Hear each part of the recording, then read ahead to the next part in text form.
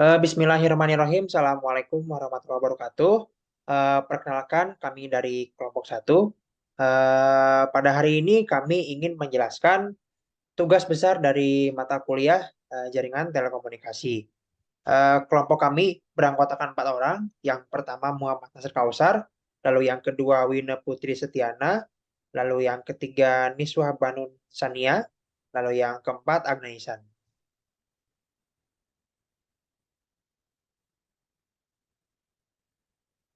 Oke, untuk selanjutnya saya ingin menjelaskan apa itu topologi jaringan.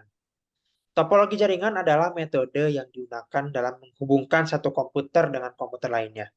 Dengan kata lain, topologi jaringan merupakan struktur untuk menghubungkan satu komputer dengan komputer lainnya, bisa dengan menggunakan kabel ataupun nirkabel, dalam kurung tanpa kabel. Next.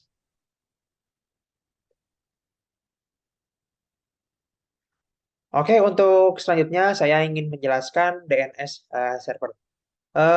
DNS adalah sebuah sistem yang menghubungkan Uniform Resource Locator atau URL dengan Internet Protocol Address atau IP address. Kepanjangan dari DNS merupakan Domain Name System. Untuk selanjutnya, penjelasan DHCP server akan dijelaskan oleh Niswa Banu Sania. Waktu dan tempat saya persilakan. Dan selanjutnya, DHCP server adalah sebuah perangkat yang bertugas untuk mengatur dan memberikan alamat IP secara otomatis kepada komputer klien yang ada. Sementara itu, komputer atau perangkat lain seperti handphone yang menerima alamat IP dari DHCP server disebut DHCP klien.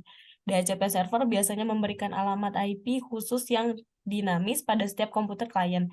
Jadi, alamat IP yang dikirim oleh DHCP server dapat kadaluarsa pada waktu yang ditetapkan. Next. Yang selanjutnya mail server. Mail server adalah sebuah server atau layanan internet berbasis cloud computing yang digunakan untuk memberikan dan menerima email dalam satu jaringan server mail yang sama. Mail server dapat mengumpulkan, mengolah, dan mengirim data-data serta informasi dalam bentuk email atau surat elektronik dengan menggunakan domain email khusus atau domain email tersendiri.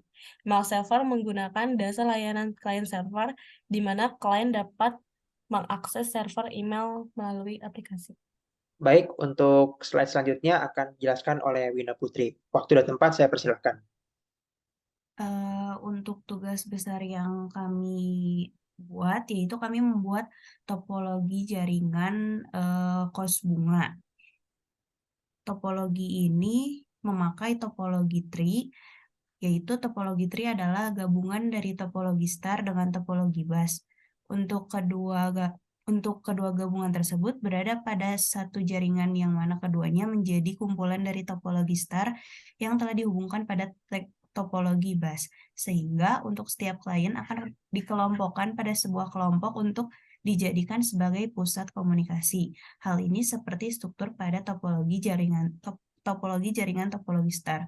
Untuk simulasinya akan dilanjutkan oleh Muhammad Dasar Kausar. Bismillahirrahmanirrahim. Assalamualaikum warahmatullahi wabarakatuh. Perkenalkan, nama saya Muhammad Nasar Kausar dari kelas TT4501 kelompok 1. Di sini saya akan menjelaskan topologi jaringan di kosan bunga. Di sini kita sudah mempunyai satu server, satu router, dua switch, satu laptop sebagai konsol, dan 6 PC. Untuk yang pertama, kita harus mengkonfigurasi router terlebih dahulu agar switch satu sama lain bisa berkomunikasi. Yang pertama, untuk switch yang kiri ini menggunakan IP 192.168.51.1 dan yang kanan 192.168.52.1. Kemudian setelah itu kita mengkonfigurasi IP setiap komputer yang ada di sini dengan cara menggunakan DHCP. Apa itu DHCP?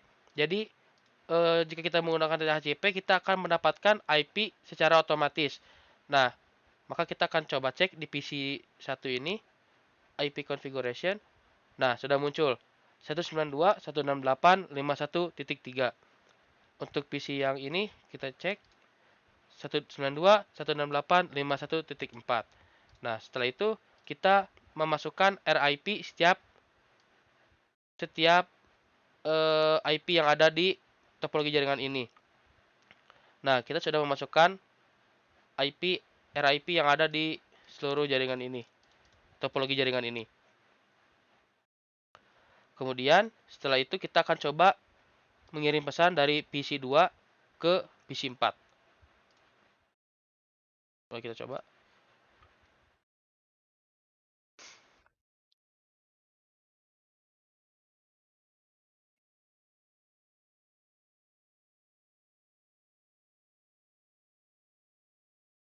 Nah, di sini statusnya successful. Kenapa successful? Karena si jaringan ini sudah saling mengenal satu sama lain. Jika pertama kali untuk pengiriman pesan pasti gagal karena kita sudah mencoba simulasi ini terlebih dahulu. Nah, jadi untuk statusnya berhasil, successful. Kita hapus. Kemudian untuk di server kita men-setting default gateway dan DNS server. Dan untuk default gateway-nya kita menggunakan 192.168.99.2 dan untuk DNS servernya kita menggunakan 192.168.99.1. Kemudian untuk di DNS kita men-setting DNS agar kita bisa mengakses server menggunakan domain yang kita buat. Di sini kita sudah menggunakan domain namanya kosan.bunga dengan address 192.168.99.1 dan di email kita sudah membuat domain kosan.com dengan user bawah dan atas agar kita bisa mengirim email dari PC ke PC yang lainnya. Dan itu kita akan coba mengirim pesan dari server ke PC 1. Mari kita coba.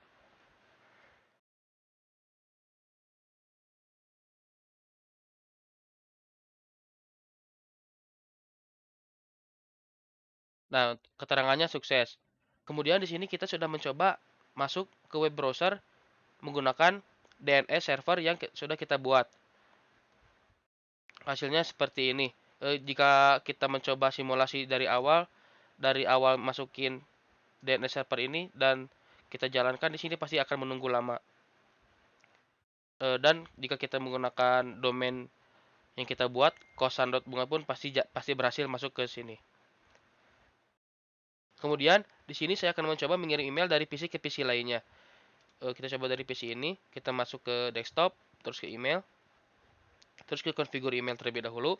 Di sini saya sudah memasukkan nama Agna dengan email address bawah@kosan.com. Kenapa bawah@kosan.com? Karena di server sini kita sudah mengkonfigur bawah dan domainnya kosan.com dan atas @kosan.com dan passwordnya 1234 dua-duanya. Nanti masuk lagi ke sini, kita coba save. Terus kita ke PC 4. Kemudian pada PC 4 kita ke email, ke configure email. Di sini sudah ada winner atas @kosan.com dan incoming mail servernya itu DNS server dan outgoingnya juga sama DNS server, sama di PC ini pun sama DNS server. Terus di sini kita save. Terus kita coba kirim pesan ke Agna. Itu bawah @kosan.com. Subjeknya pembayaran.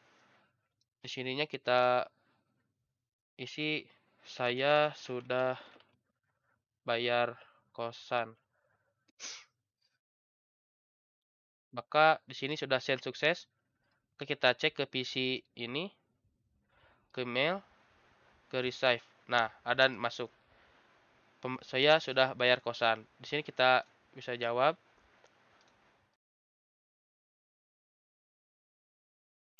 Baik. Kirim. Nah, kita coba ke PC 4 lagi, di receive.